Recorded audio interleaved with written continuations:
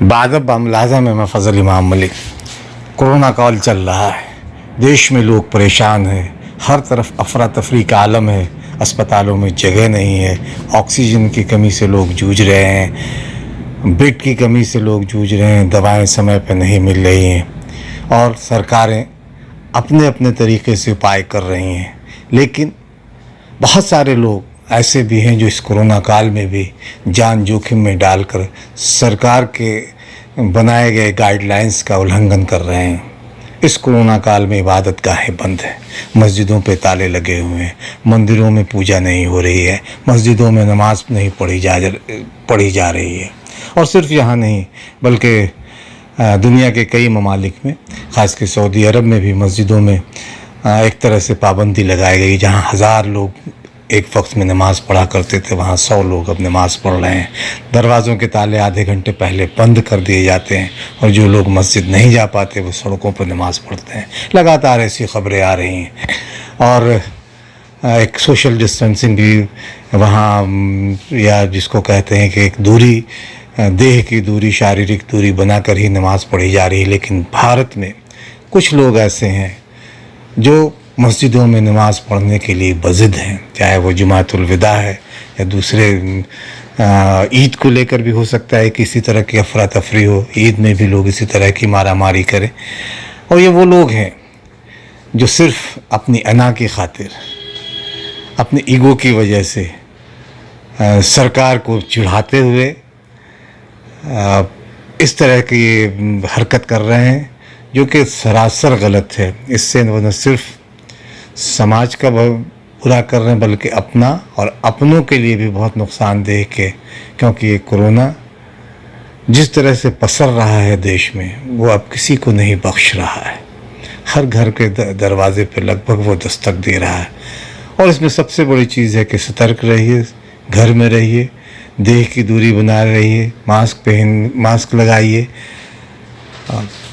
और सैनिटाइज़र का इस्तेमाल कीजिए, हाथ को धोइए। जितनी सतर्कता बरतनी चाहिए वो बरतिए। लेकिन कुछ लोग हैं कि जो अपने सिर्फ ज़िद की वजह से लोगों की अपनी जान तो जोखिम में डाल ही रहे हैं, लोगों की जान भी जोखिम में डाल रहे हैं। दिलचस्प ये है कि इसमें ज़्यादातर वो लोग हैं जो आम दिनों में जिनको नमाज से कोई मतलब होता नहीं है, नमाज पढ़ने से कोई लेना देना नहीं होता है।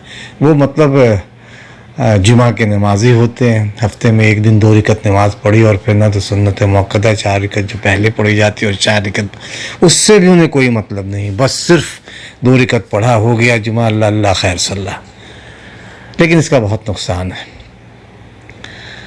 सऊदी अरब में मस्जिदें किस तरह से खाली हैं देख सकते हैं। हरम शरीफ में तवाफ़ हो रहे हैं, लेकिन जो कभी रमज़ान के महीने में गुलजार रहता था, वहाँ लोगों का जमघट रहता था, लोग शाने से शाना छिलता था, वहाँ आज लोग ना के बराबर हैं। इस बीच सऊदी अरब के मसाजिद में कोरोना से निजात के लिए अल्लाह से दुआ मांगी गई। आप भी इस दुआ में शामिल हुए, क्योंकि दवा तो ज़रूरी है लेकिन दवा के साथ साथ दुआ भी ज़रूरी है।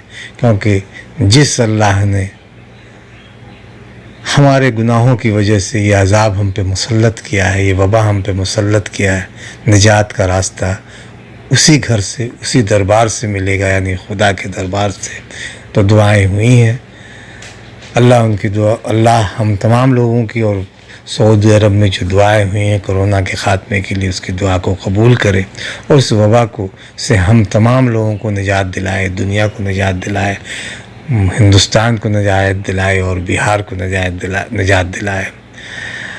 आखिर में सिर्फ एक बात कहना है कि अगर अभी तक आपने बादब बामुलाजा को सब्सक्राइब नहीं किया तो इसे सब्सक्राइब करें, लाइक करें और ज़्यादा से ज़्यादा शेयर करें, ताकि हम आपकी ताकत बने और आप हमारी ताकत बने।